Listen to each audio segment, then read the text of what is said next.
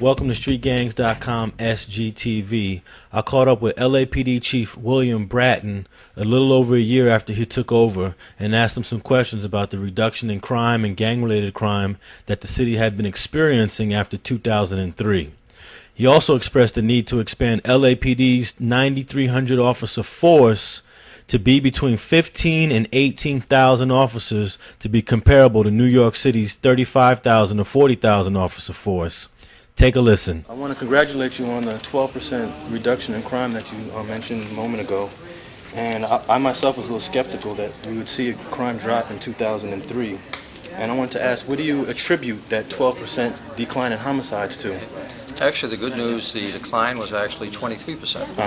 And that's about 139 fewer murder victims in the city. We still had over 500, which is way too many. I attribute it to a number of things. One, the police back in the streets, they're more assertive, they're policing smarter. Two, certainly community involvement, gang intervention, ministers, business leadership, youth leaders. We couldn't do it without their cooperation. Thirdly, information in the community. Community people coming forward, oftentimes anonymously, with information that helps us to solve some of these crimes. So this past year, the gains in reducing crime are a combination of all those things working together. Now, you mentioned a moment ago about LAPD having a small police force, 9,300 officers, and you being the former commissioner of New York, which had about 45,000 officers. 40,000. My question is it a little misleading to compare LA as being small and New York as being big when New York actually polices the housing projects and the trains and other entities that LA is not responsible for? Except that we have 9,480 square miles and over 4.5 million people. New York has for 7.5 million people and 300 square miles, close to 40,000.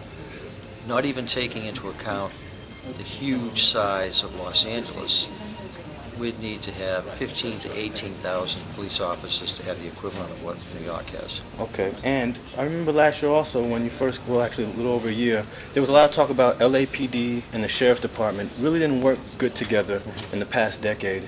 And Lee Bach was here yesterday and you came here today, and I was wondering what efforts has the LAPD and the Sheriff's Department have done so that, because we hear a lot about, but what kind of things have been implemented? The Sheriff and I spent a lot of time together coordinating our activity.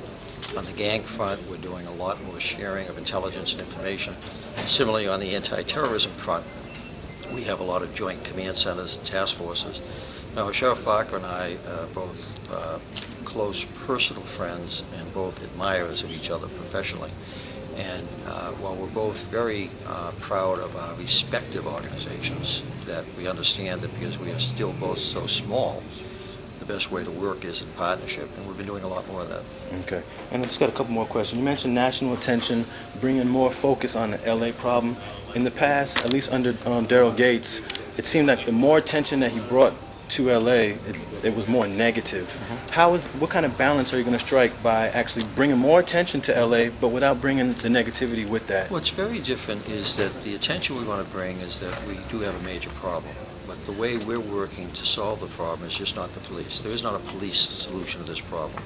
And I think that's the difference between what we're doing now and back in Chief Gates' time. Back then it was with the LAPD, we'll take care of it. Well, we can't take care of it. The problem is too big for any police force to take care of. But the difference this time is exactly what's going on in our participation in this conference. We understand that you cannot arrest your way out of this problem. We need to work with the communities that we police in partnership, and that's what's going to be different. Okay, and lastly, you mentioned community policing during the Clinton years, and we all know that not just in LA, but a lot of cities, crime went down from like 95 to 99. Right. But also there's another theory that the economy was more robust. When you talk about community policing, but you don't mention the economy, how can we actually really look at the root causes to that crime going down? Let me explain where I come from in terms of that concept of the economy.